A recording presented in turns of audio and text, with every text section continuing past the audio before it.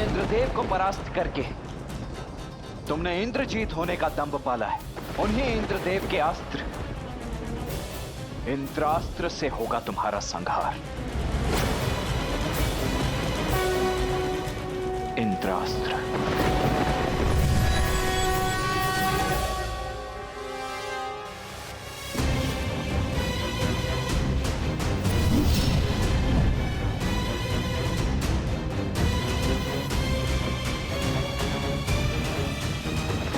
तुच्छ है तुम्हारा इंद्रास्त्र मेरे मृत्यु अस्त्र के समक्ष। व्यक्ति बाण से नहीं, अपने पापों के परिणाम से अंत को प्राप्त होता है, परंतु तुम कहां समझोगे?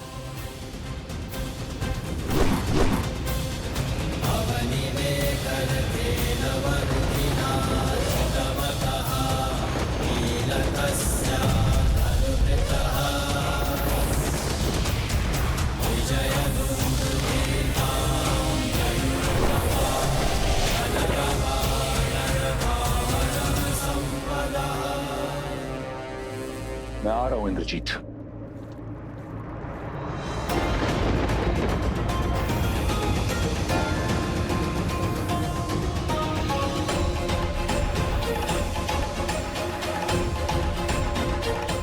जब माया का दुरुपयोग किया जाए तो वो भी साथ छोड़ देती है। शक्ति अस्त्र का उपयोग अधर्म के लिए हुआ तो वो तुम्हारे ही जीवन के नाश का कारण बन जाएगा।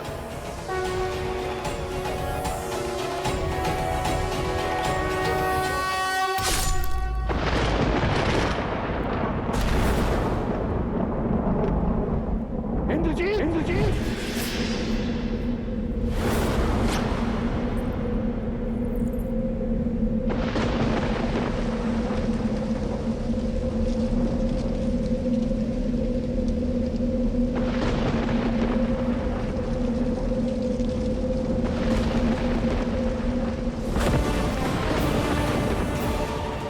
मेघनाद,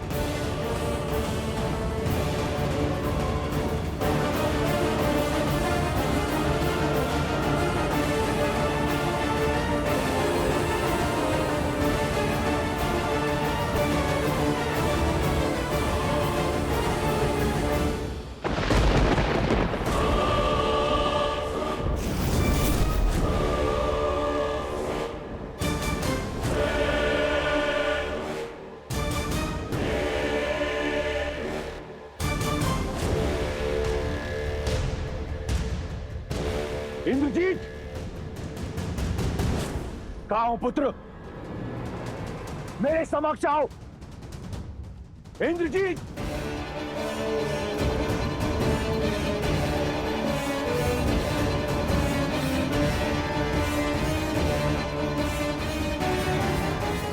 इंद्रजीत! मेघनाद! मुझे पूर्ण विश्वास है कि तुमने इस संघार का प्रतिशोध लिया होगा। उन वानरों का शीश राम के चरणों में अर्पित किया होगा। अब मेरे समक्ष आओ। तुम्हें मेरे लिए राम को मारना है। अपने पिता की आज्ञा मानो मेघनाद। मेरे समक्ष आओ। इस दुष्ट की दुष्टता के लिए तो मृत्यु दंड भी कम है।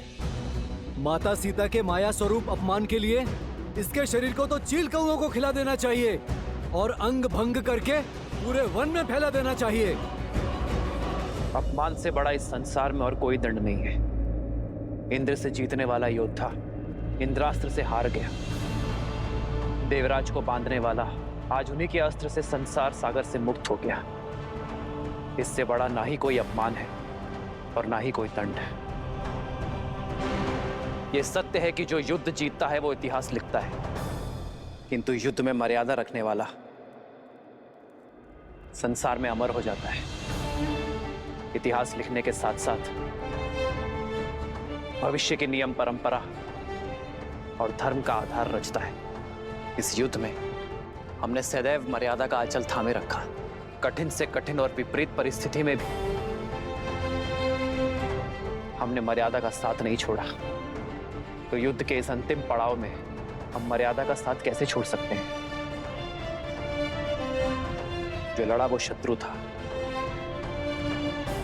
किंतु युद्ध में जो मारा गया वो एक वीर योद्धा था।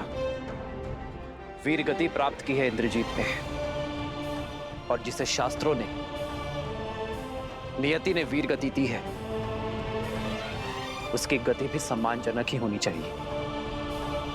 एक योद्धा युद्ध भूमि के चाहे जिस भी छोर पर खड़ा हो, जीता हो चाहे हारा हो, उसकी अंतिम विदाई एक वीर योद्धा की भांति सम्मानजनक होनी चाहिए। क्योंकि समस्त योद्धाओं की भांति मेघनाद भी किसी का पिता है, किसी का पुत्र है, किसी का पति। हमें मेघनाद के पार्थिव शरीर को उसके परिवार को सम्मान पूर्वक सौंपना चाहिए। यही मर्यादा है धर्म युद्ध की। यही है मर्यादा पुरुषोत्तम प्रभु श्री राम की। जय श्री राम, जय श्री राम।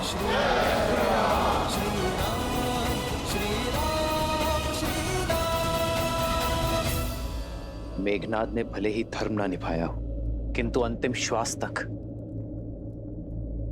पुत्र धर्म अवश्य निभाया है। इसके अंतिम संस्कार का अधिकार लंकेश को अवश्य मिलना चाहिए। हनुमान, मेघनाद का पार्थिव शरीर लंका के द्वार तक सम्मानजनक छोड़ दो। कहाँ है मेघनाद?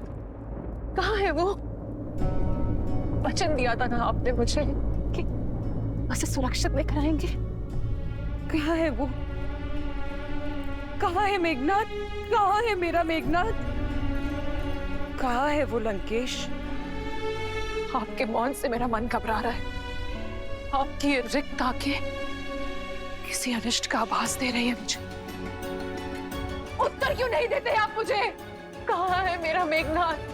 कहाँ है आपका युवराज, आपका इंद्रजीत? युवराज इंद्रजीत,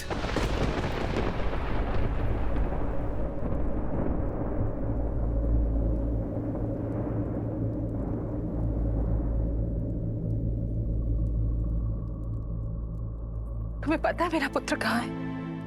बताओ शुक, उत्तर दो शुक। महारानी, वो इंद्रजीत। शुक, महाराज, युवराज, वो लंका के द्वार पर।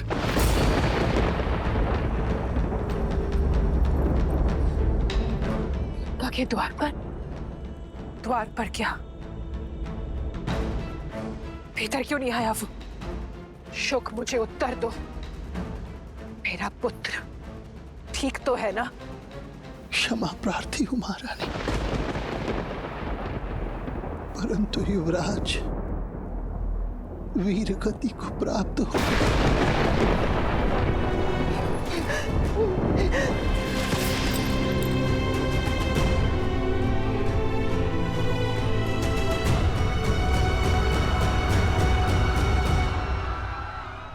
आज लंका ने अपने सबसे बड़े अस्त्र, सबसे महान शूरवीर योद्धा को खो दिया। कई राक्षस सेनापति, यहाँ तक कि कुंभकर्ण का वीर पुत्र कुंभ निकुंभ भी मृत्यु को प्राप्त हो चुका है, और लंकेश के पुत्र युवराज मेघनाद भी वीर गति को प्राप्त हुए हैं। सीता, तुम उदास क्यों हो? दुख का क्षण तो हमारे लिए है, तुम्हें तो आनंदित होना चाहिए। राम के शत्रु, उन्हें क्षति पहुंचाने वाले मृत्यु को प्राप्त हो चुके हैं। युद्ध में केवल योद्धा नहीं मरते त्रिजटा, बहनों के भाई भी मरते हैं। सुहागन के पति भी इस संसार को छोड़ जाते हैं। वीर गति पाने वाले के माता पिता, संतान, परिवार जन सब छूट जाते हैं। रानी मंदोदरी कितनी पीड़ा में होगी, कितनी चेष्टा की उन्होंने इस विनाश को रोकने की। असुर कुल को धर्म के मार्ग पर अग्रसर करने की उनका ये प्रयास आज विफल हो गया। उनका दुख मुझे भीतर तक कचोट रहा है त्रिजट। आशा है कि रावण अब समझ जाए कि ये महापीड़ा महाविनाश की चेतावनी है। मेरे श्री राम की ये अंतिम ललकार है लंकेश को। आशा है उसे सद्बुद्धि आ जाए और अब वो ये युद्ध यहीं रोक दे, क्योंकि अब लंकेश का सामना मेरे श्री राम से होगा। अधर्म के सर पैर कट गए, अब बस लंकेश के 10 सर कटने बाकी हैं। वो रावण है दशानन। इस ललकार को, इस चेतावनी को एक महायुद्ध का आधार बना देगा वो। कदाचित अभी तक एक आशा शेष थी, परंतु इंद्रजीत के अंत के पश्चात केवल महाविनाश होगा। लंकेश की दृष्टि में रावण अब भी ना माना, उसका अंत निश्चित है।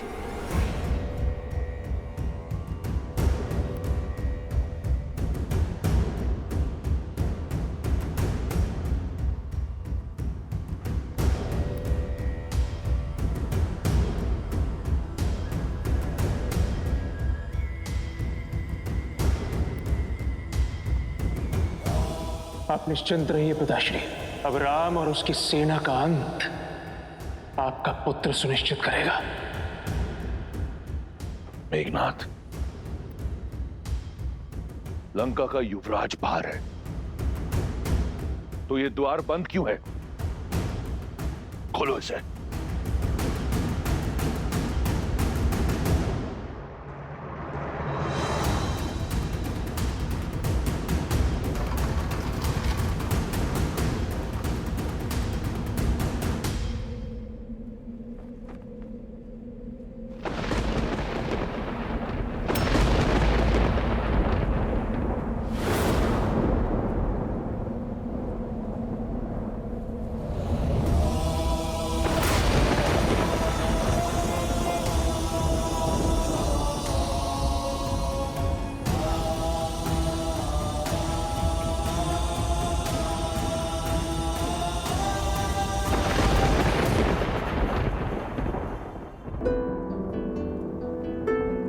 मेघनाथ, पिताश्री,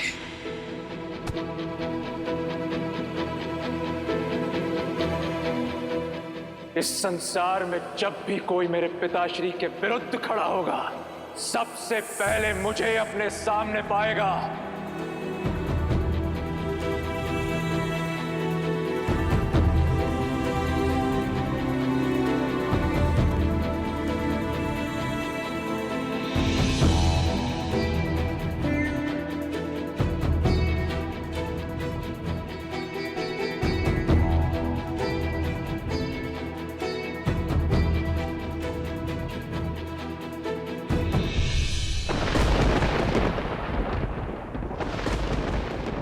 से अर्जुन, मेघों के नाथ सा मेरा मेघनाथ, ये तुम्हारा स्थान नहीं है।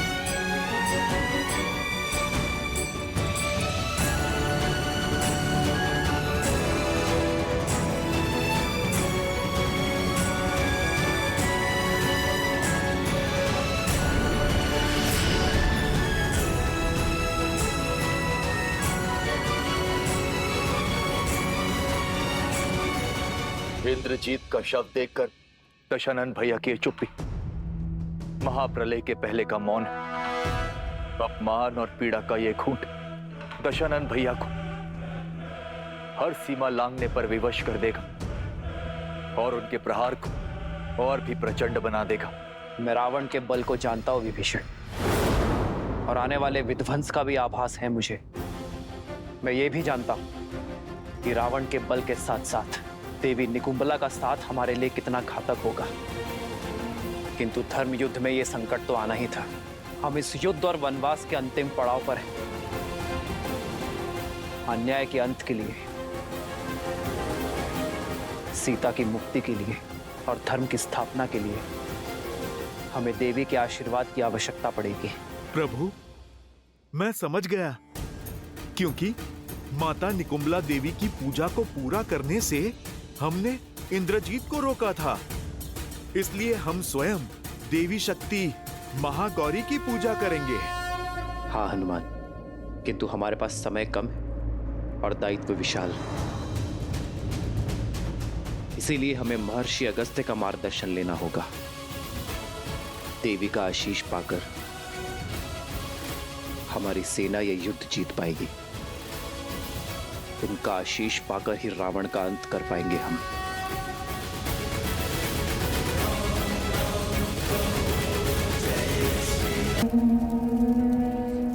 कुल का दीपक बुझाकर अब चिता में प्रकाश ढूंढ रहे महाराज लंकापति रावण। मेरा सौभाग्य उन नरों ने नहीं, आपने कुचला है, आपने मारा है मेरे पति को। कौन विश्वास करेगा जिसने देवराज इंद्र को अपने चरणों में झुका दिया? उसका वध एक नर ने कर दिया। मेरे पति के हत्यारे आप हैं, लक्ष्मण नहीं। पुत्री, न पुत्री हूँ न पुत्र वधू। इंद्रजीत की विधवा हूँ मैं। इतना समझाती रही, पग पग चेताती रही मैं उन्हें कि एक अहंकारी पिता का हट उनके अंत का कारण बन जाएगा। जिसकी हट की अग्नि में घी डालती रहे, आज उसी पिता ने मुखाग्नि दे दी उन्हें। आपने अपने पुत्र को चिता की अग्नि में झोंक दिया, सब कुछ जानते हुए भी। सत्य कह रही है सुलोचना। राम या उनकी सेना ने नहीं, आप और आपकी हट ने मारा है मेरे पुत्र को। पुत्र हंता है आप लंकेश। केवल मुझसे मेरा पुत्र ही नहीं, सुलोचना से उसका पति ही नहीं छीना आपने। अनगिनत माताओं की गोद सूनी की है आपने।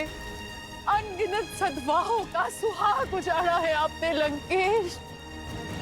कितनों के पिता छीने हैं आपके इस हट ने। अपना जल खो देने के पश्चात मेघ भी बरसना छोड़ देते हैं लंकेश। अब तो अपनी हट त्याग दीजिए, इस विध्वंस को रोक दीजिए।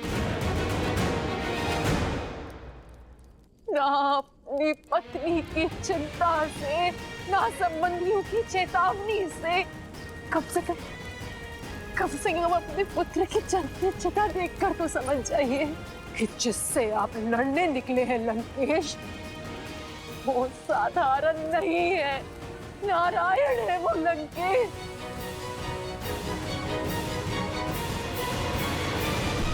जब निकुंबला देवी ने अपने भक्त को ही नहीं बचाया, तो क्या महादेव अपने परम भक्त को बचा लेंगे? क्या महाकाल धर्म के विरुद्ध हो जाएंगे? अपने अहंकार के यज्ञ में कितनों की आहुति देंगे आप लंकेश? कितनों की आहुति देंगे आप?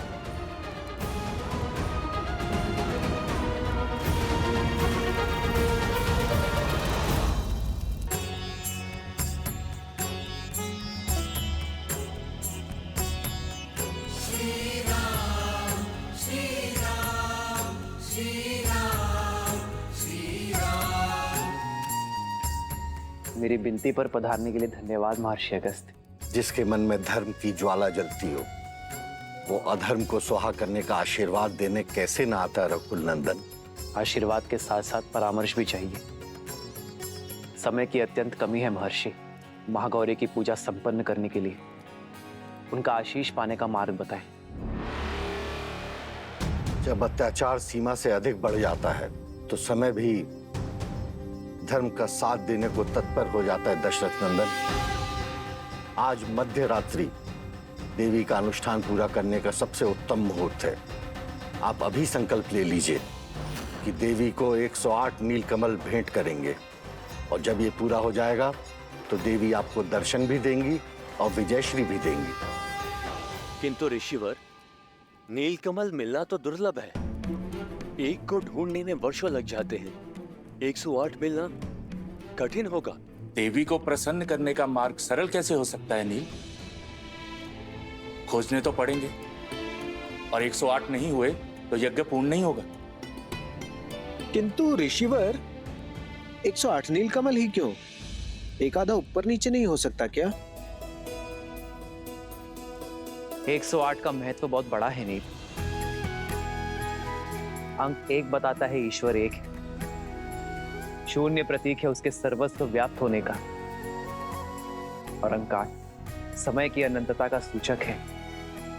हमारे शरीर में भी हृदय चक्र से 108 नाड़ियां जुड़ी होती हैं, जो आत्मा से परमात्मा को जोड़ती है।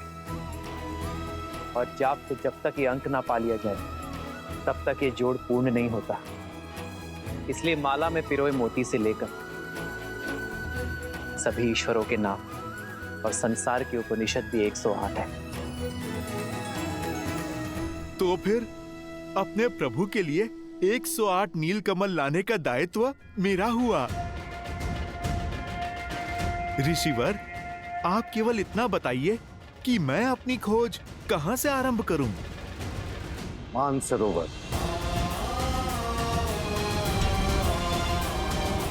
प्रभु, आप मुझे आज्ञा दीजिए। सफल भव हनुमान। जय श्री राम।